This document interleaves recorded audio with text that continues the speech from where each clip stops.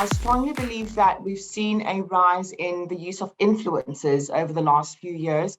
And it's no longer a trend per se, but how brands are using these influencers to drive their core business objectives has definitely evolved over the last few years, as brands have continued to learn a little bit more about the power that the human to human influence really carries. There's a certain level of authenticity that influencers can bring to brands, but I also find that, brands need to tread quite carefully because some influencers tend to be overutilized. So I've also seen a big a big shift rather towards the nano influencers and micro influencers versus the more popular, well-known socialites who fall in that macro influencer space. And then another key trend that I believe one needs to be leveraging and utilizing is that of chatbots and AI.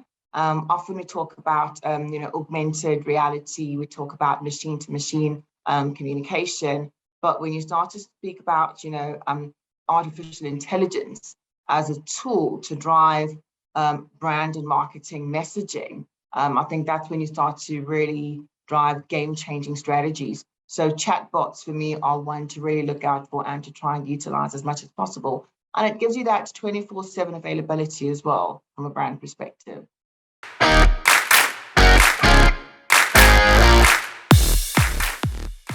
One of the trends I'm looking forward to and quite excited about is the cookieless future. We've heard various conversations with regards to this, and I do wait with bated breath to see where that's going to take us from a digital perspective. But there are very different views out there, depending on which side of the fence one sits on. But it definitely is something I'm keeping a very close eye on, because it then allows user tracking to circumvent the cookieless future. But we'll see where that takes us. I think a lot of debate and discussion is still happening. And then another one that we've started to see quite a bit in our local market of South Africa is the digital sync with out of home from a media perspective. That's digital sync with out of home from a media perspective. So it is currently in use where you're syncing your digital, mobile digital tools to the out of home inventory that consumers would be driving or walking past in the physical outdoor environment.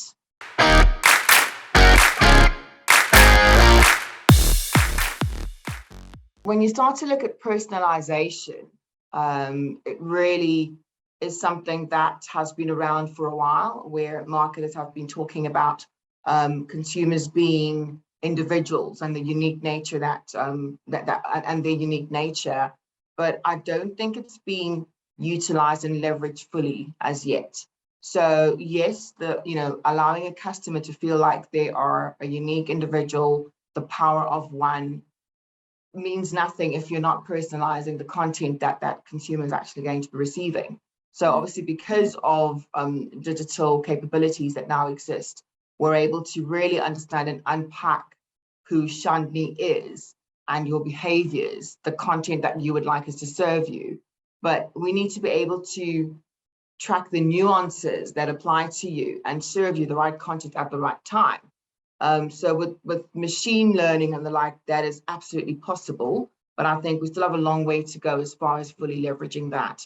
The fact that your device, that you use can be used by someone else and still serve that same content, already that tells me, okay, there are limitations to this. Because if you're going to use your fingerprint to access your device and a PIN, it should be able to serve you content that's only linked to you. But if you're using a laptop, for example, that has multiple users, how does that impact the back end and what it's going to serve you when you then link up to, or rather access various URLs? What are we actually serving you? So I think for me, there is room for content marketing to be improved as far as that's concerned.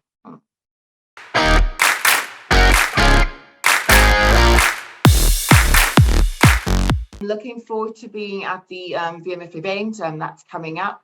It really is, I'm working on my topic, I'm working on my slides, I'm doing a lot of research to ensure that the audience enjoy a discussion that is built on substance and theories that have been proven out there. Because I think often the things that we do as marketers do in fact carry academic backing, but we don't realize the substance behind it, and we need to own it and understand that marketing is in fact a science, and just how powerful our trade is as marketers.